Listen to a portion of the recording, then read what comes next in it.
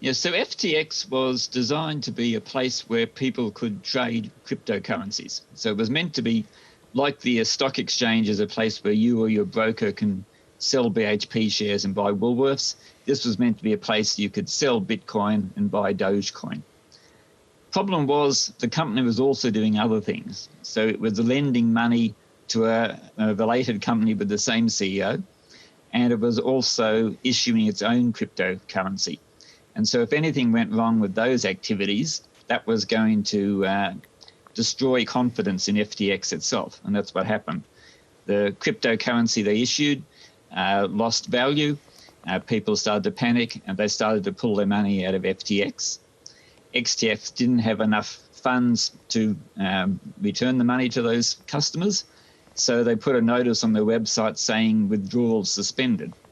And not surprisingly, once people saw that, they panicked even more. Nobody would put any money in, and soon it had no future. It tried to get bailed out by another large crypto exchange, Binance. It did a quick due diligence, didn't like what it saw, and said it wasn't interested, and that was the end of it. Who had their funds invested in FTX, and which companies are likely to take a hit as a result of this? Well, there's a few other mainly crypto companies that had a stake in it, and most of them have already written the value of that stake down to zero. So they realised very soon that they weren't going to get any money back. The people who were using it to buy and sell cryptocurrencies, a lot of them look unlikely to get their money back either. So they could be relatively small investors. Mm-hmm. Were there any major companies that were invested in FTX as well? Not large, well-known companies. They were more sort of specialist, relatively small crypto companies. Mm. What can you tell us about FTX's founder and CEO, Sam Bankman-Fried? He was a very high-profile guy. He was sometimes seen as somebody who was more willing to engage with regulators and was sort of the reputable face, in a sense, of the industry.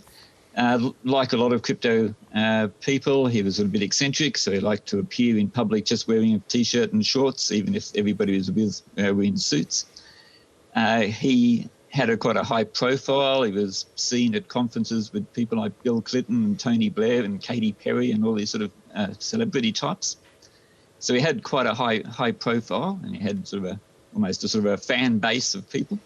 And how does all this impact global confidence in cryptocurrencies? There are so many arguments that have been against it over the years. Scandals like this can't be doing it any favours.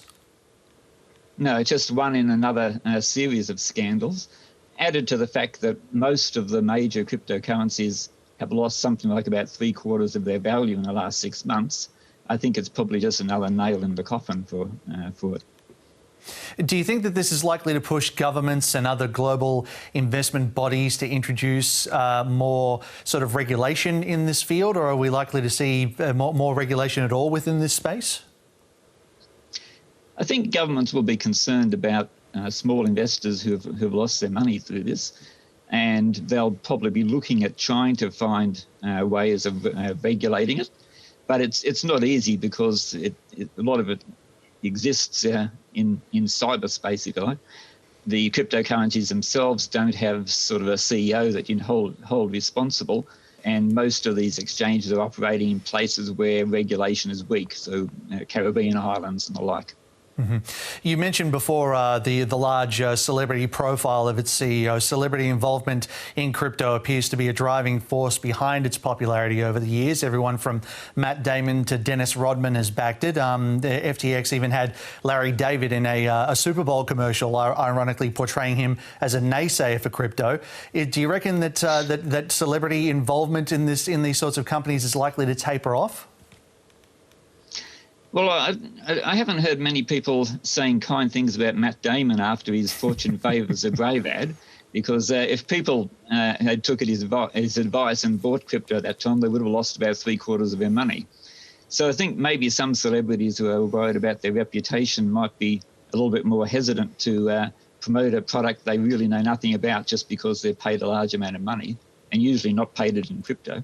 What would your advice be to people who are sort of like toying with the idea of becoming involved with cryptocurrencies? There's so many on offer. There's obviously a lot of bells and whistles involved, that sort of thing. For people who don't really have a lot of experience in the financial market, is it a sound investment? Is it something that they should investigate further? It's a highly speculative gamble. I think the advice, don't put money in that you can't afford to lose, is very good advice. John Hawkins, we appreciate your time. Thanks very much. Okay, thank you.